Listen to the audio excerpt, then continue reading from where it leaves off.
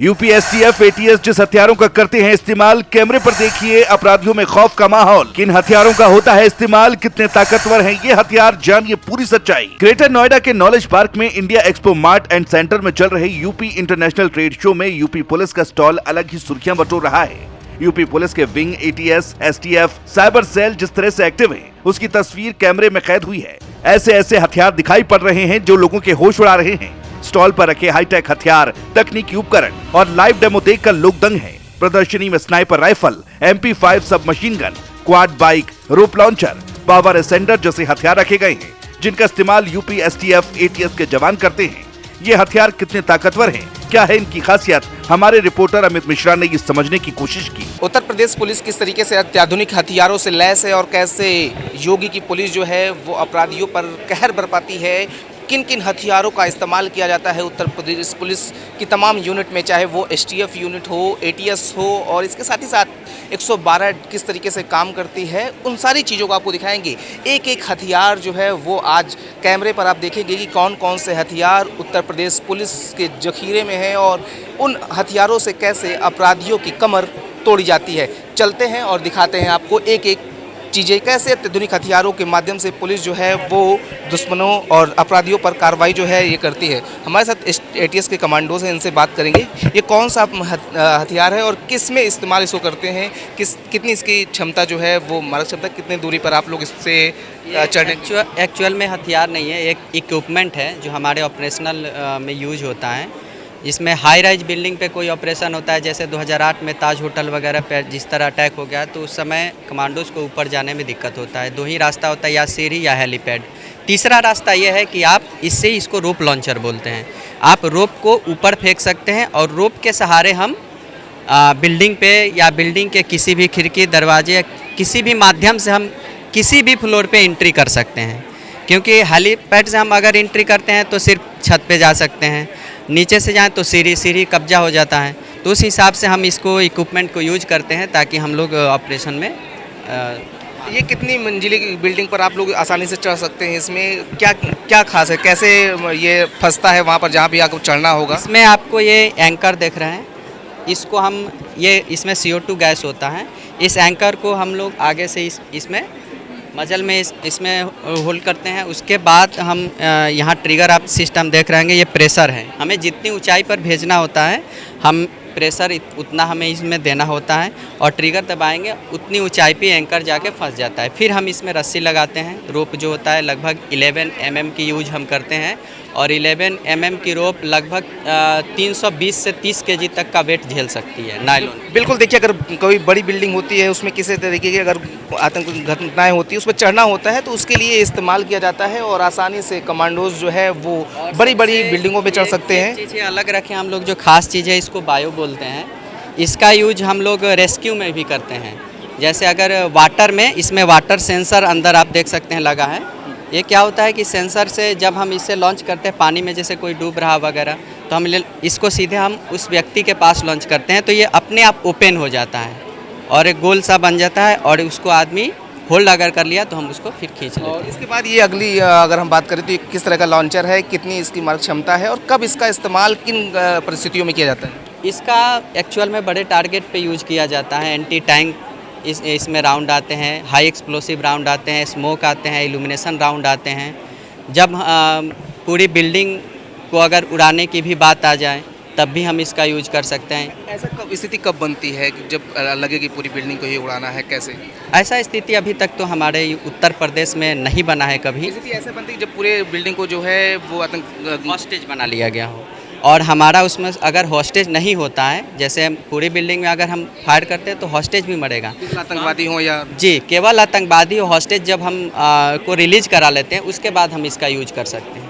पूरी बिल्डिंग सहित आतंकवादियों को उड़ाने? बिल्कुल, बिल्डिंग हो गया। साथ में इसके कई प्रकार के और भी यूज हैं, जैसे अगर स्मोक राउंड, पूरी बिल्डिंग में स्मोक फैलाना है हमें, तो हम इसका राउंड यूज कर देते हैं। पूरी बिल्डिंग स्मोक से अंधेरा हो जाएगी, हम दिखेगा करने कुछ दिखेगा नहीं, हमें ऑपरेशन में आसानी होगी। अच्छा, उसके बाद अगर बात करें तो जस्ट इसके बगल में, क्योंकि एक से एक अत्याधुनिक हथियार जो है वो एटीएस कमांडोज के पास हैं, तो ये अगला है, इसमें क्या मॉडिफिकेशन किया गया है, क्या बदलाव? मॉडिफिकेशन इसमें कुछ नहीं है। इसमें हम लोग ने ये है वेपन AK-47 ही है, लेकिन इसमें हम लोगों ने क्या किया है, अटैचमेंट लगाया है, ये देख रहे हैं UBGL, ये मेड इन इंडिया है। अटैचमेंट जो बना है DRDO के द्वारा बनाया जाता है। अटैचमेंट लगने के बाद से क्या इसमें खासियत बदलाव आया है? अटैचमेंट लगने से इसमें खासियत यह है कि इसकी कैपेबिलिटी बढ़ जाती है, इसका रेंज बढ़ जाता है।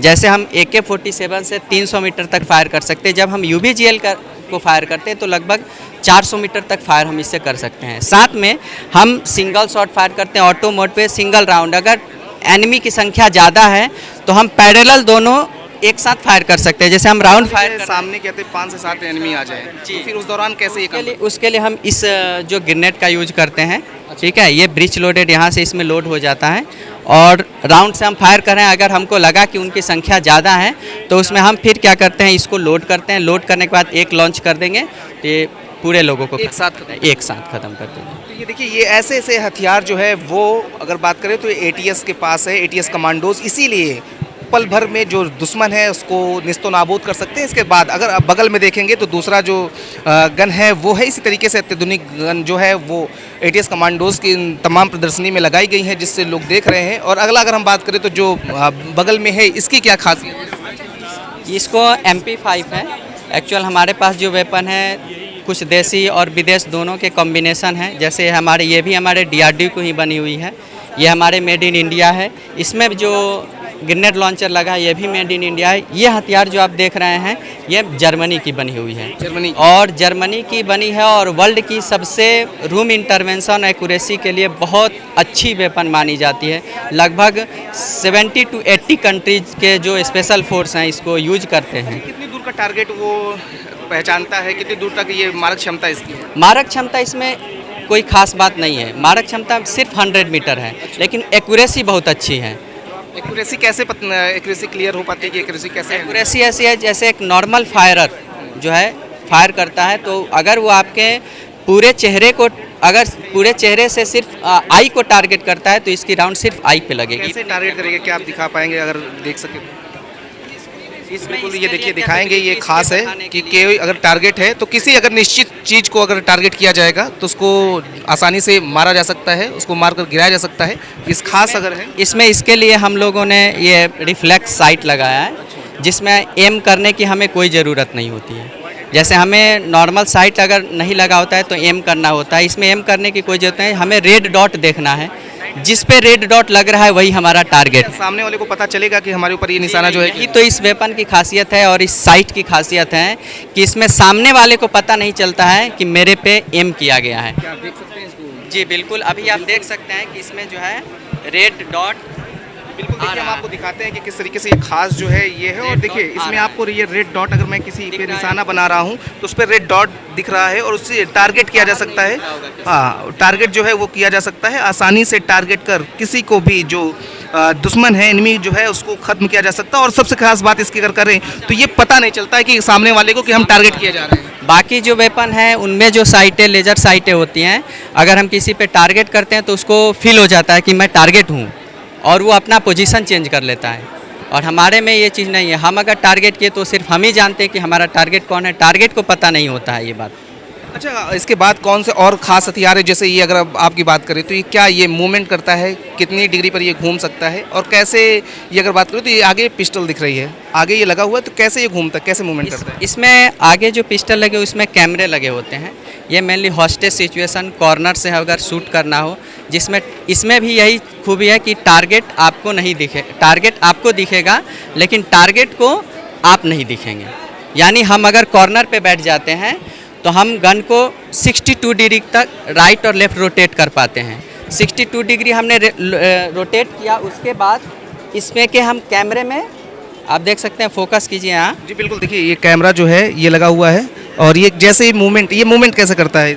मोमेंट इसको हम करने के लिए, जैसे ये अभी राइट के तरफ है मोमेंट, हम इसको अभी चाहें तो लेफ़्ट के तरफ भी कर सकते हैं। फिर हमें मेरी पोजीशन यही रहेगी, टारगेट हमें लेफ़्ट का दिखने लगेगा। जैसे हमने किए, पहले एम सीधे किया, उसके बाद हमने लेफ्ट की तरफ कर दिया। देखिए ये स्क्रीन जो है, ये स्क्रीन पे पूरा टारगेट जो है वो अब मेरी पोजीशन कितनी डिग्री पे घूम सकता है? 62 डिग्री तक ये लेफ्ट और राइट 62 डिग्री पर ये लेफ्ट और राइट जो है वो मूवमेंट कर सकता है। यानी अगर कोई जो दुश्मन है वो अगर 62 डिग्री पर लेफ्ट और राइट में मौजूद है तो ये बिना किसी उसको जानकारी दिए ये आसानी से घूम सकता है, टारगेट को हिट कर सकता है। और इसकी रेंज कितनी है, रेंज कितनी होगी इसकी? रेंज इसकी भी 100 मीटर। 100 मीटर जी। और एक्चुअल में हम लोग के जो ऑपरेशन होते हैं वो मोस्टली अर्बन वारफेयर होते हैं। हम लोग का जो टारगेट एटीएस का मैंडेट दिया गया है, शहरी क्षेत्रों के ज़्यादा टारगेट होते हैं और टेररिस्ट भी ऐसे ही जगह को टारगेट बनाते हैं जहाँ से दहशत ज़्यादा फैले। जैसे बनारस हो गया, आपके अयोध्या हो गया। हाल ही में अभी हम लोग का बनारस मॉक ड्रिल चल भी रहा है और अयोध्या में हाल ही में हमने किया है। हम खुद को पहले से प्रिपेयर रखते हैं ताकि कभी ऐसा सिचुएशन आए तो हमें प्री प्लानिंग करने की ज़रूरत नहीं है। हम उत्तर प्रदेश के सभी संस्थानों में मॉक ड्रिल करके पहले से तैयार रहते हैं और पहले से एक्सक्यूशन प्लान हम लोग के पास होता है कि अगर ऐसी सिचुएशन आती है तो हम बिना समय गंवाए हम काम किया जा सकता है। जैसे मान लीजिए कोई घर है और टारगेट आपको सामने से दिख नहीं रहा है तो आप इसको लगा के मूवमेंट करा उसी के लिए ही इसको यूज ही किया जाता है कि आसानी से इसमें देख सकते हैं। बिना खुद को एक्सपोज किए टारगेट को न्यूट्रलाइज। बिल्कुल देखिए, अगर बात करें तो खास यही है कि इसमें जो कैमरा लगा है और एक एलसीडी मॉनिटर दिया गया है। इसी मॉनिटर से जो इसको ऑपरेट करता है वो आसानी से टारगेट को देख सकता है। टारगेट यहाँ से आपको दिखेगा, ये इधर का टारगेट देखिए, मेरा हाथ जो है वो आपको दिख रहा होगा। ये टारगेट जो है ये टारगेट इसी स्क्रीन पर ऐसे दिखेगा और अगर हमको राइट और लेफ्ट में टारगेट को खोजना है तो आसानी से इसे खोज करके और उस टारगेट को हिट कर सकते हैं। और यही है, इसीलिए अगर बात करें तो एटीएस जो है वो लगातार जो एनिमी है उनके लिए काल बनकर आगे निकल रही है। और ये अगर इसकी क्या खास बात है, अगर ये क्या नाम है इसका? और ये सर थर्मल वेपन साइट लगी हुई है ऊपर, ये स्नाइपर गन है। और कोई टारगेट बहुत दूर बैठा हुआ तो इसको 1800 इसका कार रेंज सर 1800 मीटर है। 1800 मीटर? जी जी। तो टारगेट को हिट कर लेता है। जी जी जी। तो क्या इसमें क्या खास लगा हुआ है, क्या कैसे ऑपरेट करते हैं?